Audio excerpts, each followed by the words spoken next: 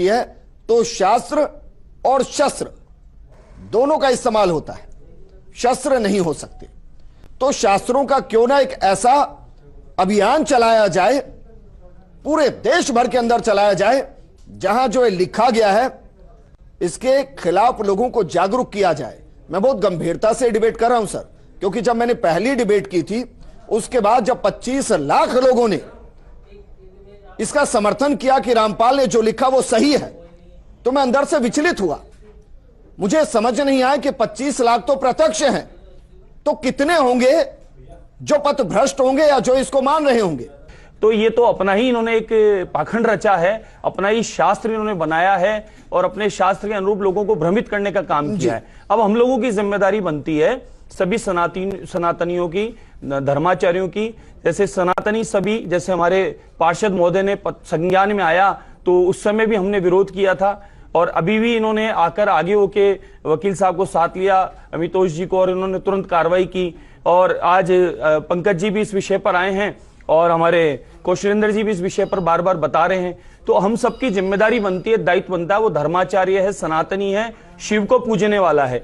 इसके शिव के अर्चना पूजन सारे विज्ञान को, सारे साइंस को, हमारे तिलक चंदन अर्पित को, हमारे धागे को, हमारी पूजा पद्धति को, सूर्य नमस्कार, सूर्य प्रणाम, सभी जो साइंस है, पूरा विज्ञान हमारे अध्यात्म का, जो वेद वेदांत से लेकर हमारे को सरल रूप में समझा दिया और बता दिया गया के माध्यम से हम लोग सनातनी सबसे ऊपर है पूरी दुनिया में। नहीं, लेकिन रामपाल कहता है सबसे ऊपर वो है।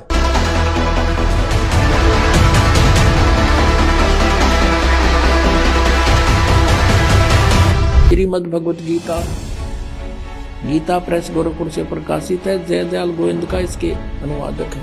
अब हम इसी के 12वें श्लोक से शुरू करेंगे, 7वें अध्याय के 12वें श्लोक से।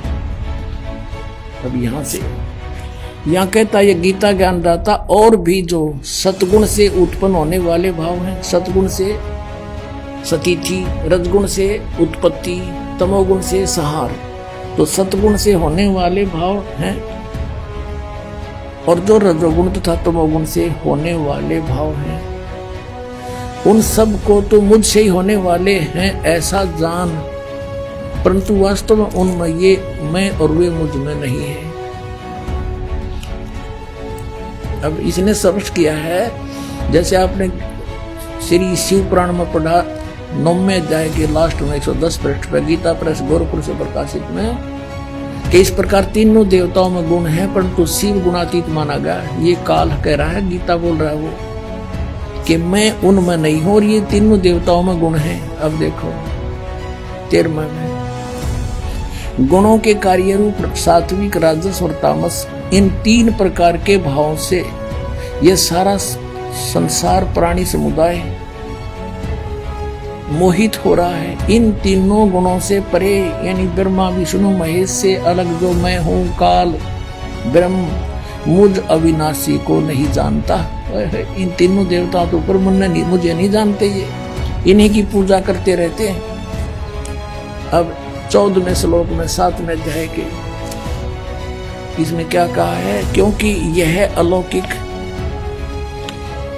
अर्थात अति उद्भुत अद्भुत त्रिगुणमयी मेरी माया, रजगुण ब्रह्मा, सतगुण विष्णु, तमगुण शिव जी के द्वारा फैलाया गया जाल बड़ी दुस्तर है।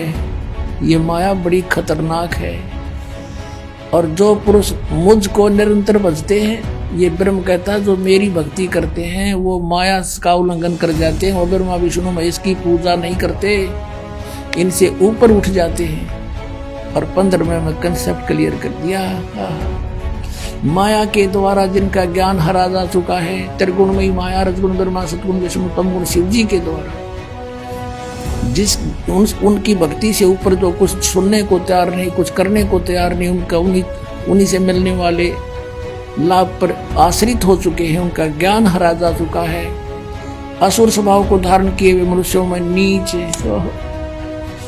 और दूषित कर्म करने वाले मूढ़ लोग, मूर्ख मुझको नहीं भजते। अपने आत्माओं, ये स्पष्ट कर दिया कि अन्य देवता रजगुण ब्रह्मा, सतगुण विष्णु, तमगुण शिव जी की जो भक्ति करते हैं वो राक्षस स्वभाव को धारण किए हुए मनुष्यों में नीच दूषित कर्म करने वाले मूर्ख आत्मा बता रहे थे परमेश्वर कबीर साहब। गुण तीनों की भक्ति में ये भूल पड़ो संसार, कह कबीर निज नाम बिना ये कैसे उतरे पार। तीन देव की जो करते भक्ति उनकी कदे ना हो मुक्ति। बोलो सतगुरुदेव।